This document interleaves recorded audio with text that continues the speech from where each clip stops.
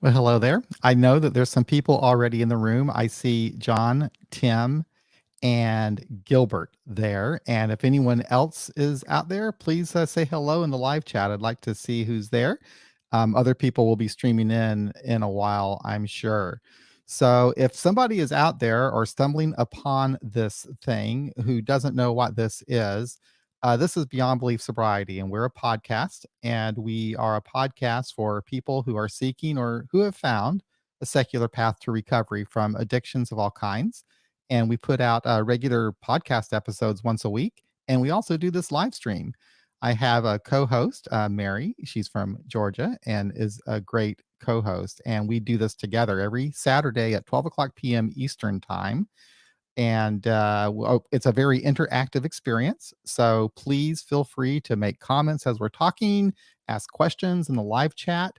And we also have a toll-free phone number, 844-899-8278. And we will open up the phones so that you can call in with questions or comments as we go along. But before I get any further, first of all, Joe, good to see you out there. Anyone else out there that I didn't say hello to yet? If I missed you, I'm sorry. I'll catch you later on. But let's get Mary out here and see what she's up to. And there she is. Hey, Mary, how you doing? I'm good. Thank you. I'm glad to be back in my little house.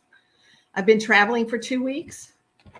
Last week, when we did this podcast, I was in San Francisco. Mm-hmm. And a couple days before that, I was in Maui.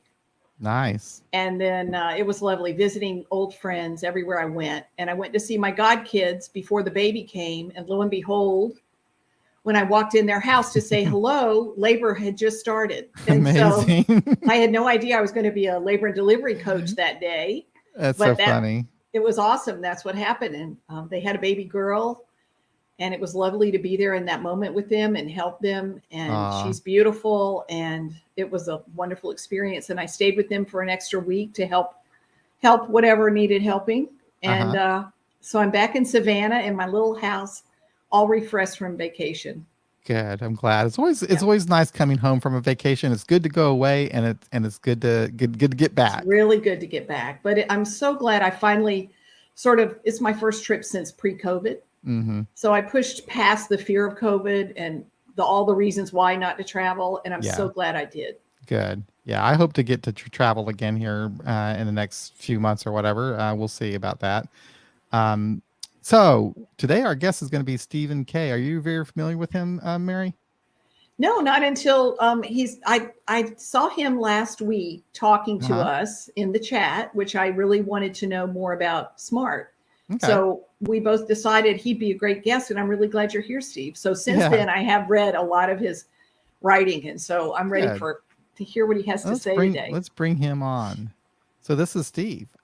Steve is the author of 12-Step Philosophy of Alcoholics Anonymous, an interpretation by Steve K.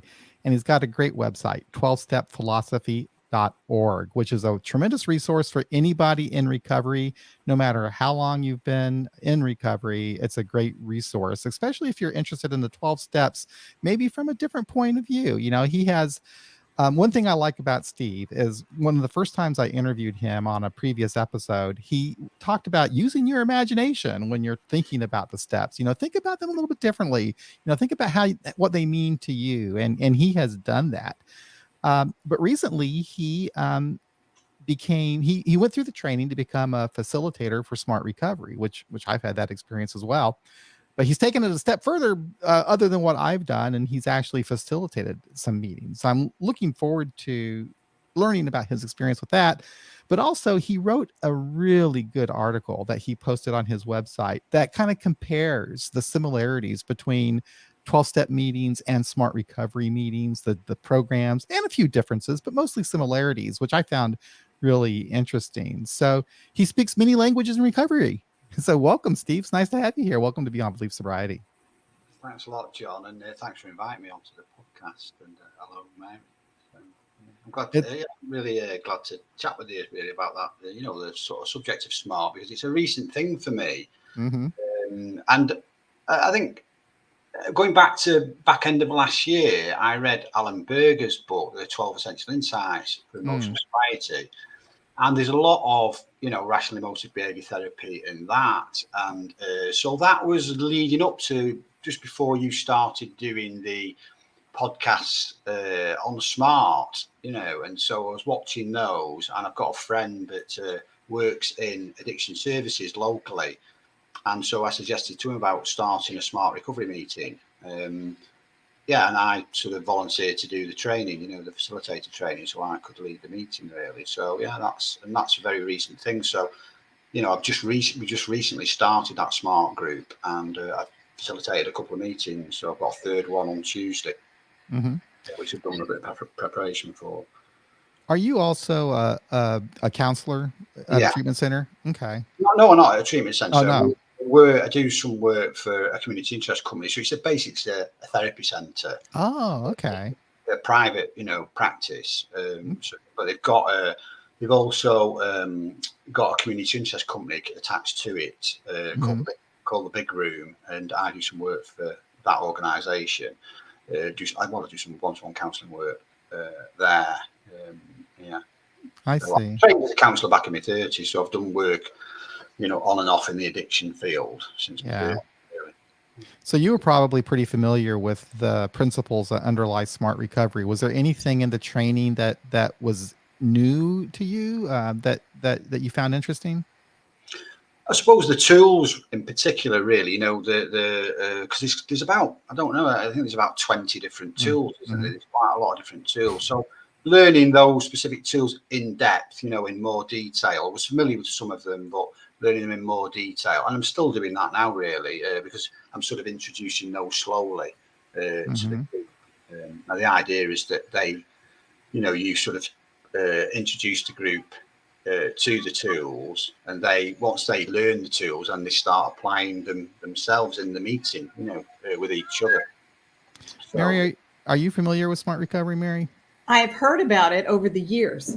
Totally heard about it, but didn't know much about it at all. Okay. And so I really loved reading your article, Steve, because you did a great comparison of AA and Smart Recovery and how they sort of work together and balance each other out in a way that one offers tools the other one doesn't have, and how you can combine the two, I think was really good. Well, I think the purpose of writing that, one, for my own, just to, I suppose, enhance my own understanding of the similarities and differences. I thought I'd just done the training, completed it. I thought it'd be a good idea to write something about that, in relation to, Smart Recovery. But also, I'm really interested, I suppose, like, this many pathways to recovery, that concept. I'm not, if you like, getting rid of the factionalism. Yes. The recovery field, if you like, the addiction recovery field. There's a lot of sectarianism or factionalism. Yes. Our program's better than yours, criticizing and things like that. And I want to get rid of that. And so, really let's focus on the similarities. Let's look at, the good the good that both of these programs do. They're really there to, enhance well-being, aren't they, for people with addiction problems? So let's celebrate that and encourage people to try both. Absolutely. Absolutely. The more tools, the better. And like we were talking about traveling, if you go to sample different peer support groups, it's kind of like traveling. You get to learn the language of other places and see, like Steve did. And I also recognize a lot of the similarities that underlie these. But Steve, I know that a lot of the people listening to this podcast and probably in this stream don't know a lot about Smart Recovery. Can you kind of give a brief kind of explanation of what Smart is? Well, it's based on its 4-point program. So I've got some notes there just because I thought it might. Well, I need notes too. I just want to know what SMART stands for. Yeah, it's self-management and recovery training. So, I mean, interestingly, you know, I ran the first group the other week, and they were getting confused with SMART goals. You know, they're sort of acronym for SMART goals. Was trying to say, yeah, you know, that's, I suppose SMART goals are a cognitive tool, aren't they? You know, All right. tool. But yeah, they thought it meant that. You know, so because I've got the people, you know, the I suppose clients or service users that are referred to the group, because at the moment this group that I'm running, it's a closed group, so it's just for people in treatment really. So and that we're going to review that in a few months once we've established the group. But at the moment, yeah, so it's people very new or wanting to sort of you know, start the recovery journey. So yeah, they're completely clueless, a lot of them, a lot of the people there in relation to SMART. So yeah, I've had to start really. Part of the last couple of weeks I've been I suppose doing a brief introduction to the ideas and getting them familiar, you know, with that, with the ideas in SMART. But yeah, and introduction to, so it's based on a 4-point program. So that's building, maintaining motivation, coping with urges, cravings, managing thoughts, feelings, and behaviour, and building a balanced lifestyle. And that 4-point program works in conjunction with the stages of change model. Are you familiar with the stages of change model at all? So that's the well, it's 6 stages of change. So it starts with pre-contemplation, which maybe you would understand as denial. So it's like you're oblivious to the fact that you've got a problem with addiction. And then the contemplative phase, which is, I suppose, you know, the realization that, you know, your drinking or your drug using isn't right. You know, you've got a problem. You think, you know, you feel at times you've got a problem, but then the ambivalent sort of feelings of, but I quite, you know, I like this or I like that, or I'm getting this or that from the drinking and using, you know, I like the social aspect of it, or whatever it is that makes you feel torn, I suppose. Yeah, so they call it, you know, I suppose the facilitator's job is to increase the cognitive dissonance, so the disconnect from, you know, maybe people's values, what they, you know, how they'd like to be and how they actually live the life, you know. So yeah, this, I think some of the tools, you know, enhance that process, if you like, of cognitive dissonance, don't they? So yeah, and it can be maybe stuck, you know, people feeling stuck as well, that they feel they've got a problem, but they don't know what to do about it. So I think that is either feeling stuck or torn, you know, and then there's aspects of denial in there, I think, in that contemplative phase. Then the next stage is the next preparation for change, isn't it? Yeah, so planning stage, you know, so people are thinking about and how they're going to go about making changes that they want to bring about in their life. And then that moves on to action, the action phase. So people start actually doing, you know, carrying out the plan that they've made, and start, you know, carrying out routine actions really towards the goal, you know, whatever goal, abstinence goal they've set for themselves. And I suppose once that they've got into a routine there and they've established that, and that's been ongoing, and then I suppose you're getting into the maintenance phase then. And then there's the relapse, which can happen within any stage, and it tends to move you backwards. You can be in more than one stage at a time. So I think you can be in more than one stage at a time in a single day. You know, denial can pop in 1 minute, Totally. and then, you know, so you can fluctuate, and it's fluid between the different stages. So that's the main, my understanding, that's the main model of the SMART program recovery, and in conjunction with a whole host of cognitive behavioural, rational emotive behaviour therapy tools, and motivational interviewing as well, tools that are used within those different stages and within the 4-point program as well. So again, I'm learning now which tools are good for which stage, you know, and which stage, you know, in the stage of change, and which, you know, point in the program. So it comes quite naturally. Actually, I found I've not really, you know, it's just come intuitively. You know, if I've done the training, and, you know, I've watched videos and stuff like that. I've watched all your videos that you've done on SMART, and I think it just comes. You know, like you say, I've got a background in, you know, therapeutic work. You know, I mean, for me, my understanding, I trained as a person-centered counsellor in my mid-30s. And then I also studied cognitive behavioural therapy then as part, because I had to study other therapies as well. And yeah, I see, for me, as soon as, I read up about SMART, which I did actually come across it years ago, so I was aware of SMART before, Sure. saw your videos. Yeah, I just thought it's a combination of the person-centered approach and CBT. I just saw it when I first saw the stages of change, it was new to me. And when I looked at it and read about it and was being taught about it, I kind of understood it as just kind of like a human process, like what we go through in recovery, that I could see, through my own experience in AA, going through those stages, and I like the idea that, you do kind of, they're not all linear, that you do kind of move around them as you go through the process. But I really did see that as kind of a human process. And is that what it is? Was it kind of just developed out of observation of what people go through as they change?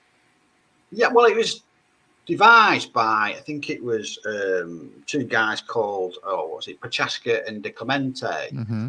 maybe another guy as well. I can't remember his name. How long ago was it started? That model, or SMART? SMART. Well, it was established as SMART in 1994, but it came out of an organisation called Rational Recovery, which was founded in 1985 by Jack Trimpey, who's a social worker. I think he was quite anti-12 steps, Jack Trimpey was, and that's why he started, he's sort of, he's well known for being quite anti sort of 12-step philosophy and medical model. He's really anti. And I knew about rational recovery when I was starting out in the 12-step fellowship. I knew about rational recovery, but I never really knew about smart recovery all these years. But I don't know when I started becoming more familiar with it. I don't think it was until I got involved with learning more about a secular approach to the 12 steps, and getting involved with people in secular AA is when I started learning more about smart recovery and doing this podcast. But why don't we go ahead and talk about some of the similarities that you found between SMART and the 12-step fellowships. Now that we have kind of a basic understanding of what SMART is, you've got these basic 4 points that kind of guide us as what our goals are, where we are, and then stages of change. And then we have various tools that help us through that. So that's SMART. Now, and our audience is probably more familiar with the 12-step model. So can you talk now about some of the similarities that you found between those two? Well, I started with the basics really, in that they're both mutual aid support groups, so they're both free to attend, so they don't, which makes them, much more accessible than, private therapy, or private group therapy. So yeah, I started with the sort of basics really, mutual aid, free to attend, and then, I suppose SMARTs for a range of it or all addictive behaviors, whereas 12-step is for specific, the 12-step sort of fellowships are for specific addictions, aren't they? But there's a multitude of fellowships, so you can go to 12-step groups for virtually any addiction nowadays. I think I don't know how many fellowships there is, but there are a lot, so yeah. I'd like to address a comment that someone made here in the chat. And this is something that I ran across, Steve, that you just cannot help this. The very first time, I was very excited about Smart Recovery. I think it's a great program. I think that AA is a great program. I like them both. And I went to an AA meeting, and I thought I was going to do something a little bit different. So I was doing exactly what you're doing, Steve. I was talking about how I saw similarities between the two. To me, it was interesting that we have this kind of a common human experience, but we can experience it differently, and we can talk about it in different ways. But I was immediately shot down by people who probably, had attended SMART meetings, and they didn't like that I was even bringing the two together in comparison. In fact, I think the person told me, let SMART stand on its own. It's its own thing. Why compare it to AA? I got the same reaction from these videos. If I'd ever talk about AA in comparison to SMART, why are you doing that? The two should stand on their own. Well, my answer is I thought it was interesting, first of all. And I think it's helpful, Steve, that when you do look at those similarities, it gives people the freedom to maybe experience more than one thing. And like you said, maybe break down some of the silos. So I just wanted to say that kind of in response. And anything that we say on this podcast or this live stream, we're not necessarily, we're learning and growing and developing. This is how we see things today with the amount of sleep we got the previous night and what we had for breakfast and everything else is going on in our lives. So I just wanted to put that out there for anyone that, this, we both respect both approaches. And wouldn't you agree with that, Steve?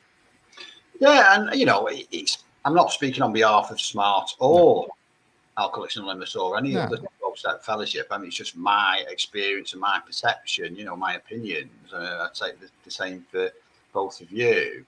And I've got a right to do that, So take what you want. I would say, take what you want, leave what you don't. If you don't, if you don't agree with it, you don't agree with it. Absolutely, it's a matter of perspective, and that's what I find interesting about recovery. Anyway, we if you look at the stages of change, for example, I think anybody can look at that and they say, yeah, that's kind of a human experience that we all go through.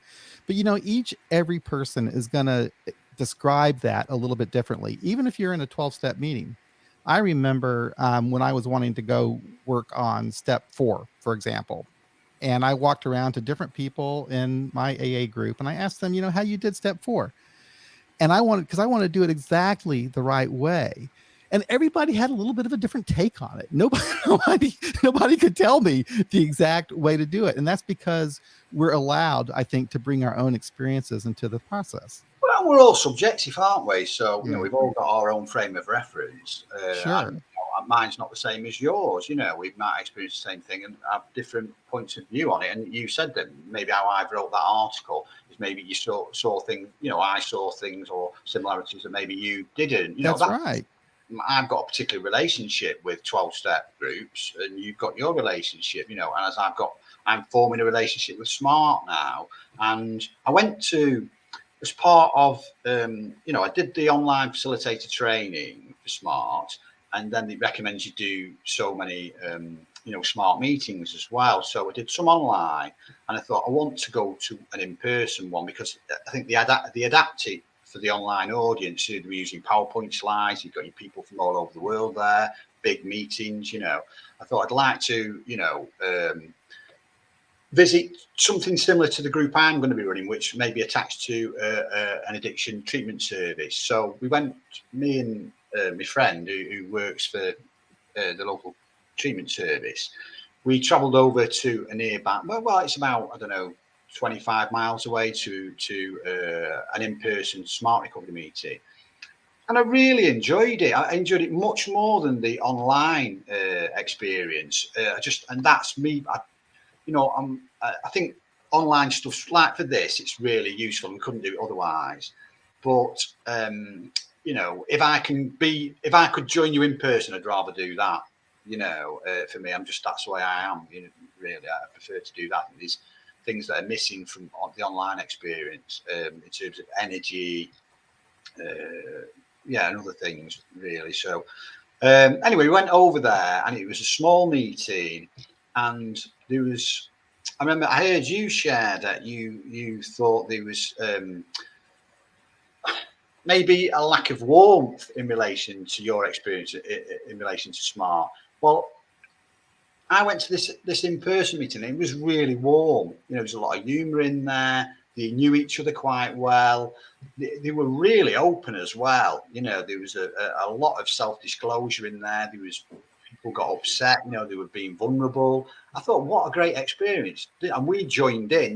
We told them we were coming from, a service to observe really, and they were, come and observe, no problem. But then we just joined in. We both got histories of addiction, so it was fine. We were all right with that. But I thought it was a really great experience. But what I got from it, how differently that meeting was run to the online meetings. And I spoke to the facilitator at the end, and he was saying, you're allowed to put your own personality out as long as you follow. They ask you to follow a certain format. Right. To facilitate a meeting and to teach the various tools, to introduce the group to the tools. But other than that, you've got, some discretion on, and bringing your own personality to, you know, how you facilitate as well, which that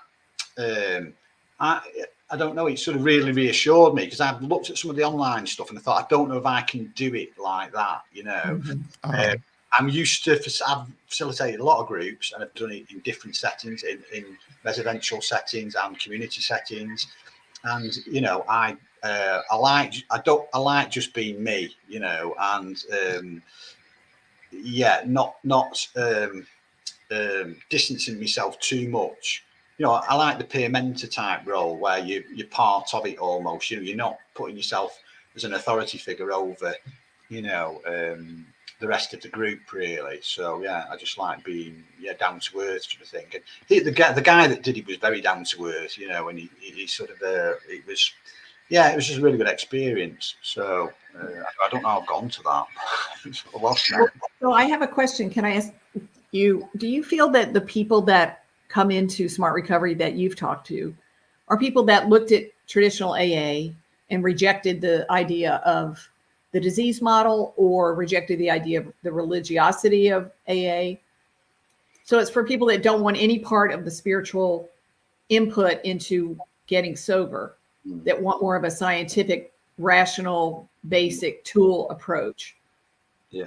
Well, I think what you mentioned before, John, about you got some hostility for even mentioning 12-step, you know, the 12-step approach. I mean, that's exactly why I wrote that article, that, you know, to get rid of that hostility either way, you know, because I've heard it the other way as well. You know, coming from 12 steps, you know, 12 steps the only way to do it, you know, and dismissing other approaches. I want to, I suppose, try and bring people together, try and integrate. That's how I see the future of mutual aid, really, that these, you know, there's useful stuff in these different approaches, and it's, you know, you can sort of bring it in. So my intention is to invite some people from 12-step groups to this. I already have done, and I've invited one today who's going to come on Tuesday. Yeah, and I'll do the same the other way as well. You know, I mean, it's not, you're not supposed to promote other approaches if you're running a smart meeting, as you wouldn't do in a 12-step group. Sure. There's no harm in, you know, mentioning, because there were people in the group on Tuesday. Several of them go to 12-step meetings and they're talking about that. You know, I'm not going to shut them down on that. Yeah. You know, it's part of their experience, etc. So it's totally valid to bring, you know, they'll bring things up, you know, so you just got to work with that, really. Right. You know, and maybe bring in, so, you know, this is how smart looks at it, you know, they'll be saying one thing and you'll do that, you know. So, yeah. So, yeah, that's, I suppose, my project, if you like, is to be a force for good in the recovery community and bring people together, not, you know, separate them. So, yeah the divisiveness, I can't stand it. Yeah, so when I experience it. There was a guy there on Tuesday that he is okay with 12-step groups.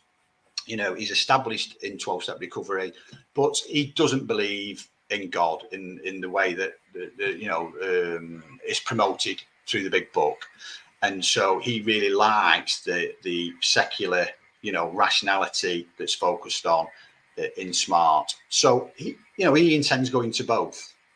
Yeah. You know, and that works for him, you know, sort of thing. And there was a few others that are happy to do both. You know, I haven't come across anybody. I mean, I'm new to that role, you know, the facilitator role in SMART. So I haven't come across anybody yet that's been slating, you know, criticising 12-step, the 12-step, you know, 12-step.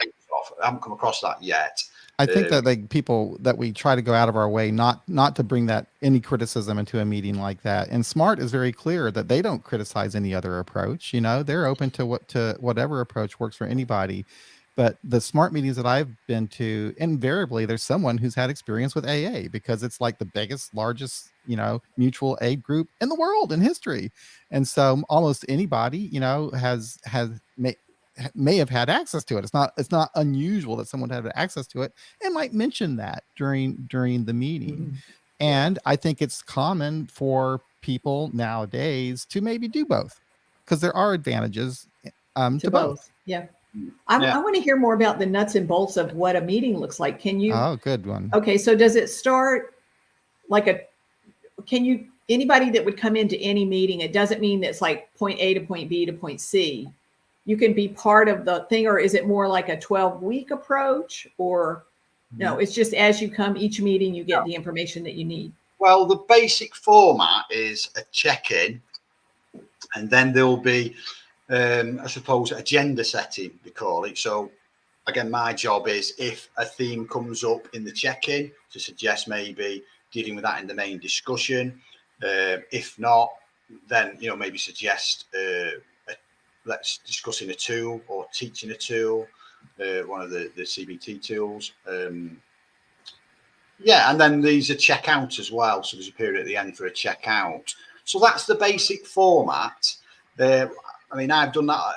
I've used the agenda setting bit to do a brief segment on an introduction to SMART. So I've prepared some material, some handouts, and we've gone around learning about SMART, because it's a very new group. They don't know anything about SMART. So my role is really to educate them around the meeting guidelines. So we've got some laminated, I've done some laminated sort of handouts, if you like, that we can use for meeting guidelines, things like that.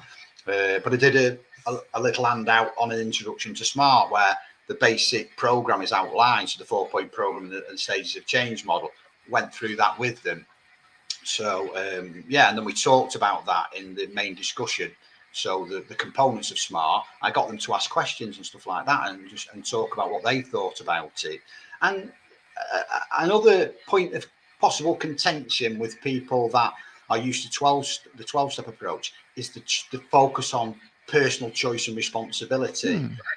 So and maybe the confusion around that, because you say, for me, I think both approaches encourage personal choice and responsibility, but the higher power thing is like a spanner in the works for some people.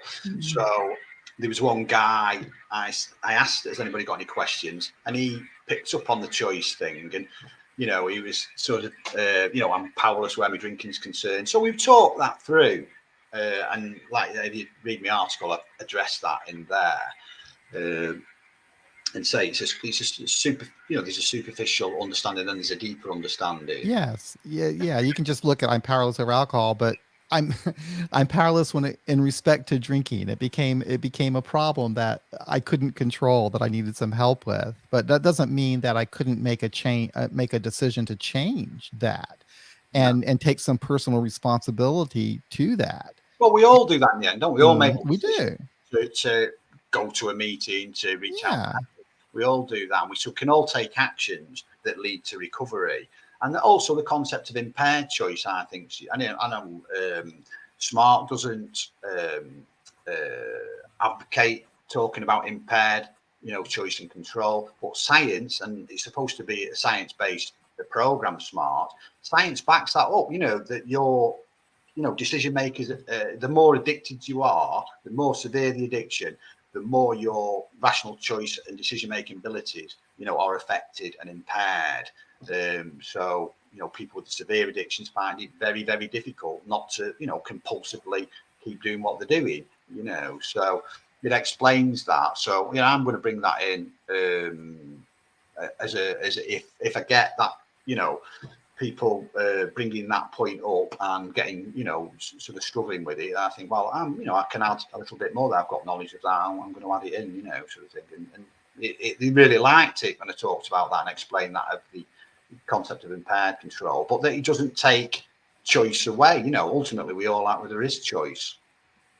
I forgot to open up the phones. The phones are open if you want to call in, 844-899-8278. And so Mary, Steve, go ahead. I want to ask, what does disarmed mean? Because I'm interested in how you talk to people in SMART about destructive self-talk. So the disarmed, does that go with that? Yeah, it's about imagery, and I can't even remember the full name of it. So because they've got loads of acronyms, haven't they? For all they these? do, don't they? Yes. And that's one I've not really looked at that much, to be honest with you. Well, what would you tell someone if they said, "How do I stop the urge to drink?" Well, I've been working on the ABC model at the moment, so I think that's a core tool, and I'm very familiar with it as well. So like I'm going to suggest the last couple of weeks we've had resentments brought up. So I've done a little exercise, prepared a little exercise using that ABC tool, and also some an exercise or a piece really from Alan Berger's work. So there's a great sort of piece about reframing in his book. Reframing a grievance story or reframing, your story that you've got about a resentment. I thought that'll work brilliantly with the ABC model. So I've done a little sort of exercise handout to go with that. But yeah, we have a caller. Shall I take this call, Steve? I hate to interrupt you. Yeah. Go with it. Okay, here we go. And this is from Stuart, Florida. How you doing? Hey, John. This is Al from Vero Beach, actually. Vero Beach. How you doing, Al? Good, man. Well, hello to Mary and Steve.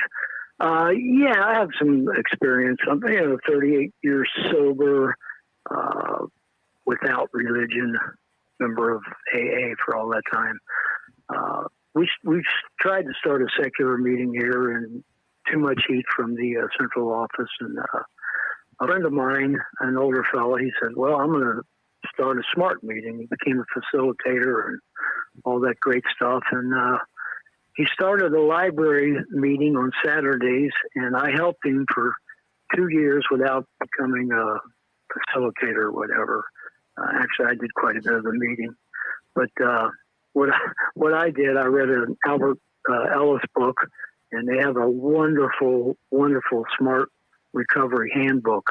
Even if you're in the program of AA, it's a great book just to go over. They got great stuff on like the 4 points. They talk about coping with urges and all that kind of great stuff. But SMART's also good because they use it at government facilities. Yeah, they don't like AA in veterans hospitals and stuff like that.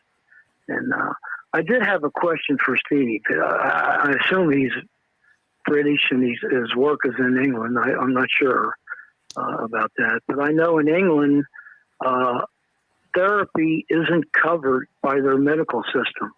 And how does he get around that, and how does he feel about that, teaching, having a SMART class?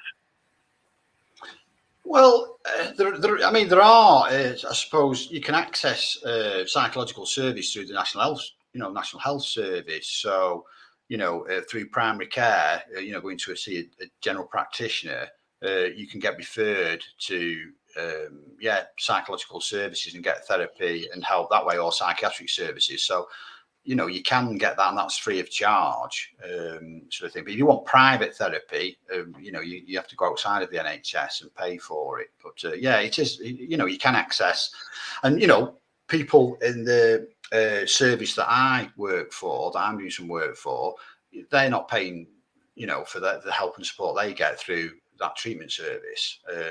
And obviously, in Smart's free, they're getting referred to Smart from that. I don't know if that answers your question or not. Well, someone asked a question of Johanna wants to know, Steve, what is the book that you mentioned? I think it was Alan Berger. Yeah, it's that 12 Essential Insights to Emotional Sobriety, and it came out last year.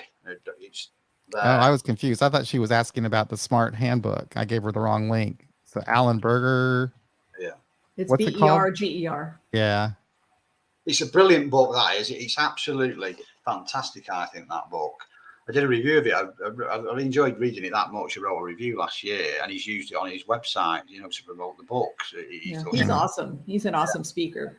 Yes. Yeah, but it's full of, reframing sort of advice, if you like, or information.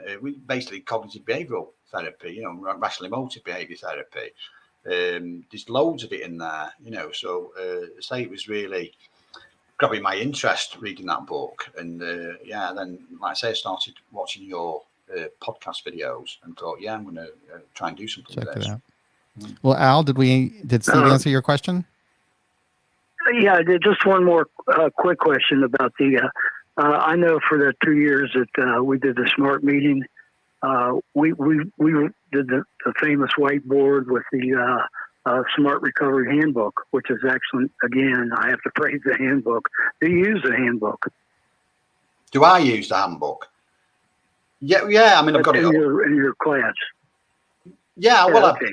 That's I good. use the exercises out of it, yeah. So, like I say, I'm learning those at the moment. I have read them, but I want to learn them in depth so I know them automatically. So, but yeah, I'll refer to that book regularly. So, I've got a facilitator manual as well that they send you when you complete the training. So I've got that as well. So I've got 2 books.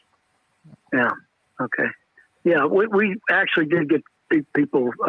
My friend there passed away, and the meeting just stopped at that point. But however you get sober, you get sober. Thanks, John. Appreciate it. Thank you, Al. Nice to hear from you. Thank you. Take care. Yep. Bye bye. So, Bye bye. thank you, Al. So, Steve, I saw a really interesting comment from Joe M, and he said he was listening to you talking about the impaired decision making and so forth. So Joe's made the comment. He says it sounds to him like smart recovery isn't for the last gaspers, that AA is for more people that are really in the bottom, and smart recovery is not for those people. Can you kind of help him understand why that might not be the case, or do you think it is the case? Well, I've read articles, if you like, about, and that's one of the criticisms that may be true, that's made about, not as in lost gaspers, but aimed at middle class, relatively well educated people that can grasp these tools.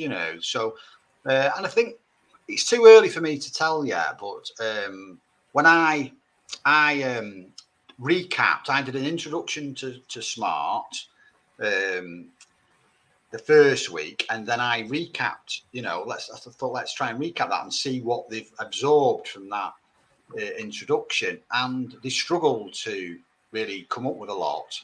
So I went over it again, really. So yeah, but although there is some bright, intelligent people in that group, and they struggle to come back with what I've been talking about. So I thought maybe it's me, sort of thing. But I just think it takes time.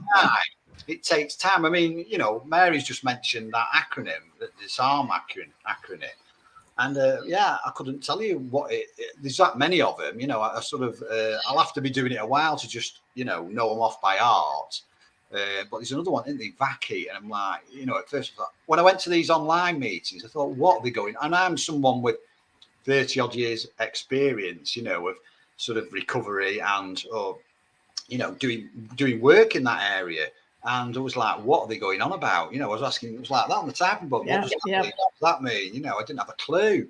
And I just think they're a bit of a mouthful, some of them, so I'll try and, I just go, well, hobbies and interests, it's a bit simple. I have a thought about, I'm sorry, go ahead, Mary. What does ABC stand for? Well, A is activating event, B is belief, and C is consequence. And then they also add D and E as well. So it's disputing the belief is D, and E is exploring an alternative belief, a healthier belief or less, a more rational belief. So that's the process that you go through. And there's a simpler one, I think it's disputing. Disputing irrational beliefs. I think there's just a shorter version of it, tool that's a shorter version of that. But I really like the ABC thing. It's quite similar, isn't it, to the step 4? Yeah, I didn't think about that until I read your article, but it is. Can you talk about that a little bit? Well, yeah. This is Steve's take, by the way. So anyone who wants to jump on us. Yeah, I'm all right with it. People complain all they like. I just saw again, because like you, we're both well established in that model, right. The 12-step approach. That you can't help but make comparisons. It's hardwired in, isn't it? Really, it is. But it's very, very similar. So yeah, there's not too much difference, really. And I make that. I mean, in that article, I'm trying to look at it now, but I don't want to start reading that. But yeah, I do compare that. There's very little difference. I thought. I like the way that you kind of broke it down in your article. In fact, I think I found it right here. So I'm just going to go ahead and read this. So, boy, let's go. he talks about he's talking about the ABC model. This inventory tool considers what happened, step 4, or the activating event in SMART, the resulting feeling or behavior, step 4, and thinking belief, SMART, and how it impacts upon self-esteem and emotional security, etc., step 4, and the consequences, SMART. So when you think about the inventory process in step 4, and you look about, what happened, what's my resentment, how did it impact me, what part of me was affected by that, and then you take it further, and you learn about that to maybe handle these situations differently, or learn how these situations impacted you.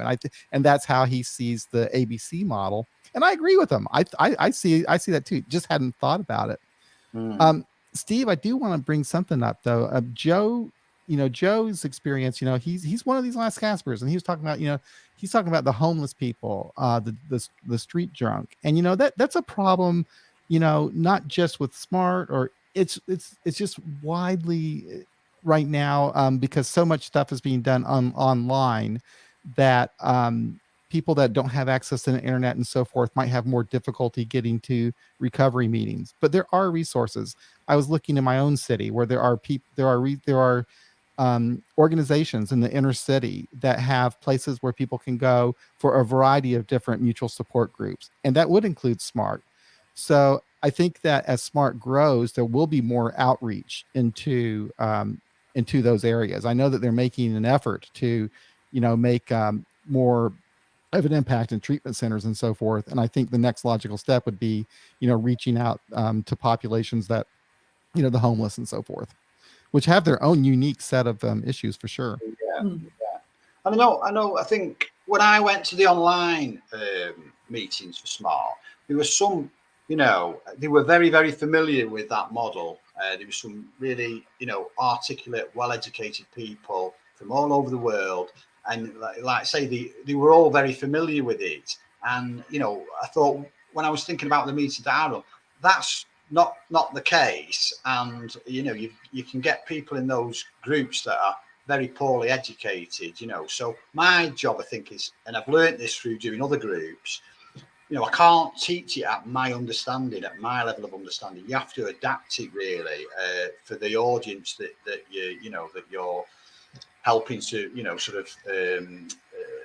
the group that you're trying to facilitate. So yeah, I'm going to bear that in mind, because I had one guy walked out of one of my groups, and he basically said that I can't understand the word that you're talking about. He said, you need a dictionary or something to come to this group. I just took it for granted that they could understand what I was saying. A lot of the people, they could, some of them couldn't read, they were illiterate, and, they haven't had a traditional education sort of thing. So that was I wish he hadn't have walked out, but I see the guy now, and I've thanked him for that, because it made me really, look at how I was communicating in that group. And yeah, it's not about sort of what I understand. You've got to meet them where they're at. And again, that's a phrase used in SMART, isn't it? Yep. You have to meet your audience or your group, or the sort of I'm trying to find the right word, but you've got to meet your audience or the group that you're sort of working with where they're at. Right, not trying to bring them where you are, but meet them where they are. Yeah, so I've got to adapt. I'm going to have to. I've learned that already. I'm going to have to adapt. The SMART meeting for the particular group. So I'll find out what works and what doesn't. It's early days for me. So yeah, because helping. It's about helping the people there, and it's whatever works best for them. Within the basic framework, which I will stick to. So. And like any organization that is broken down in individual groups all over the world, you can't really base the entire organization or all meetings on the one experience that you've had. So like you can go to all kinds of different AA meetings, and you're going to get different experiences in those different meetings. Kind of same thing with SMART. I've been to a few different SMART meetings, not as many as I have been with AA.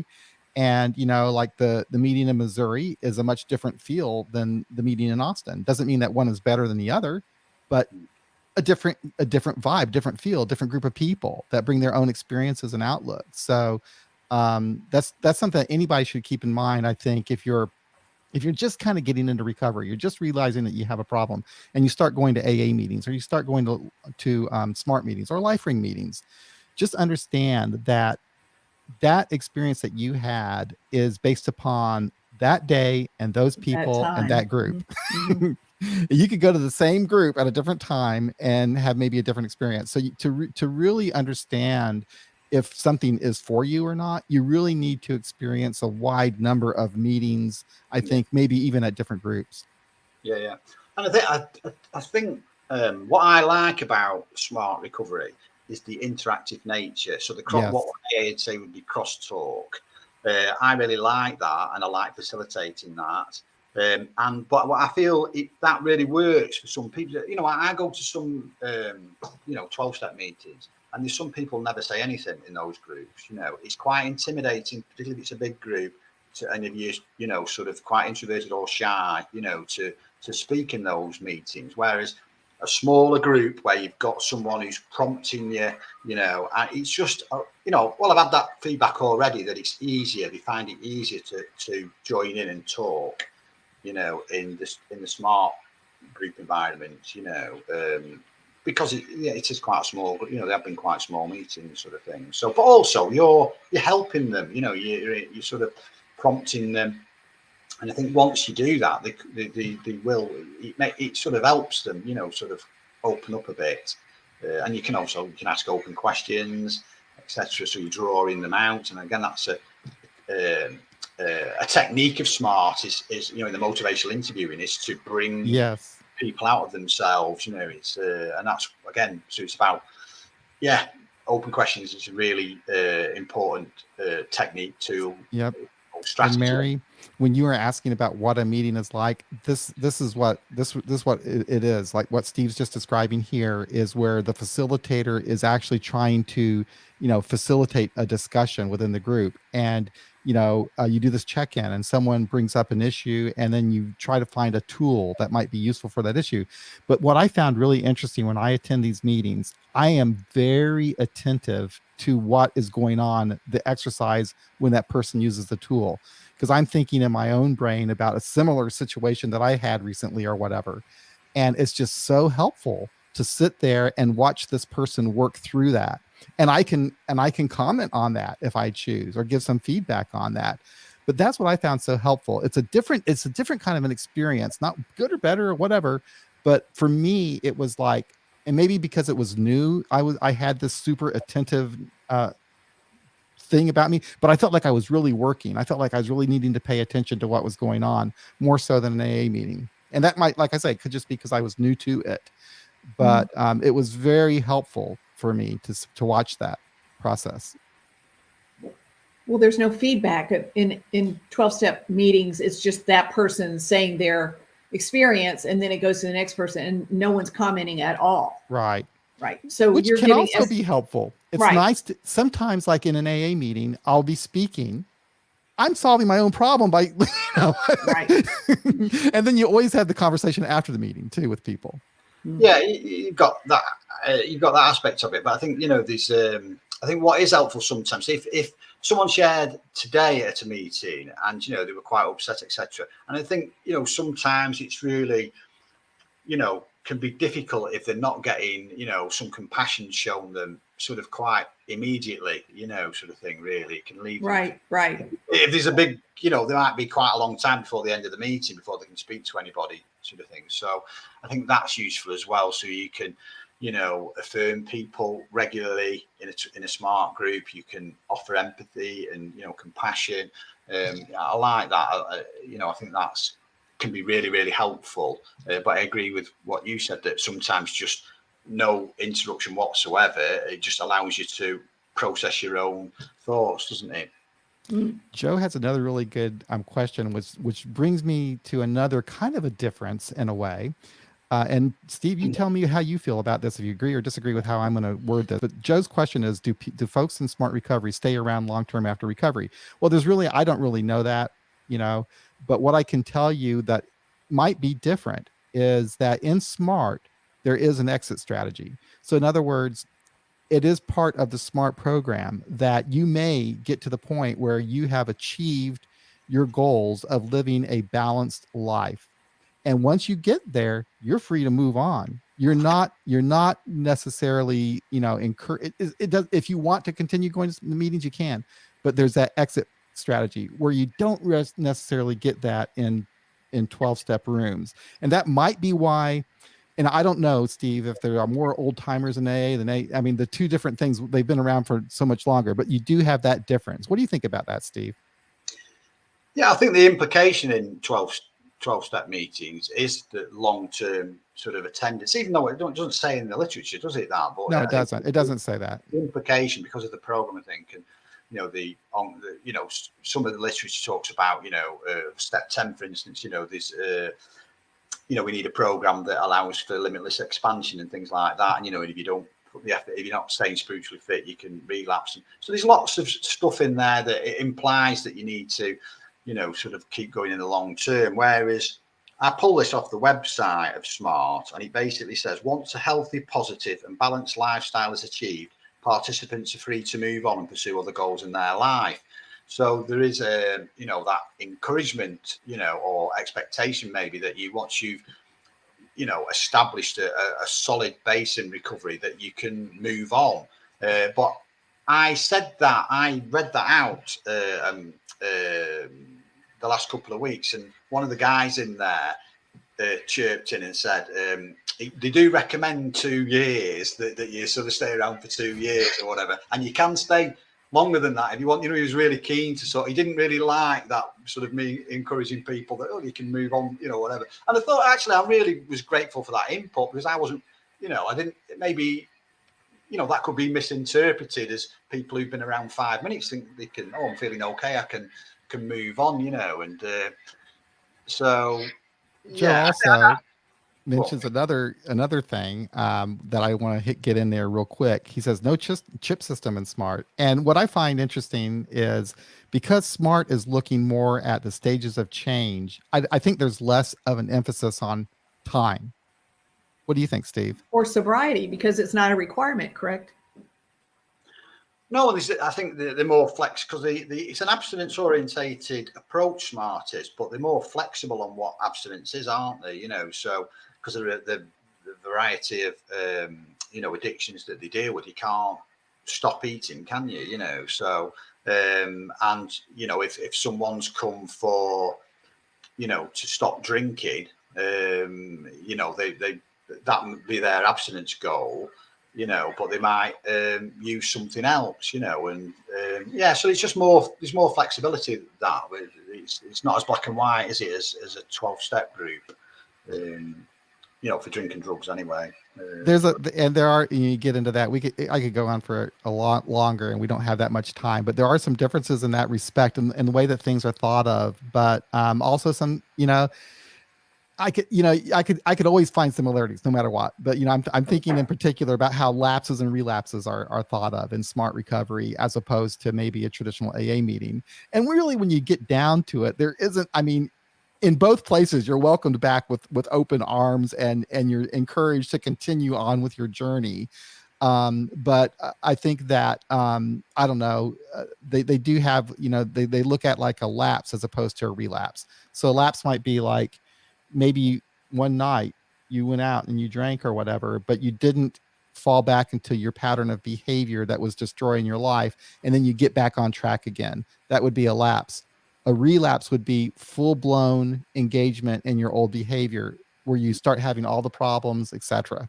A little bit of a difference and distinction that's not made in the 12-step programs that is made in SMART. Yeah, well, I think informally, a lot of people, if I ever come across anybody that just sort of drinks very briefly, or uses very briefly, I just say, brush yourself down and get, you haven't messed all that. Right. I've always gone with that. I don't agree with it. You've got to start. You're starting from scratch. You've blown all your recovery sort of thing. I've never really gone with that. I think that's really disheartening for people. It's quite shaming as well, I think. Yes, agreed.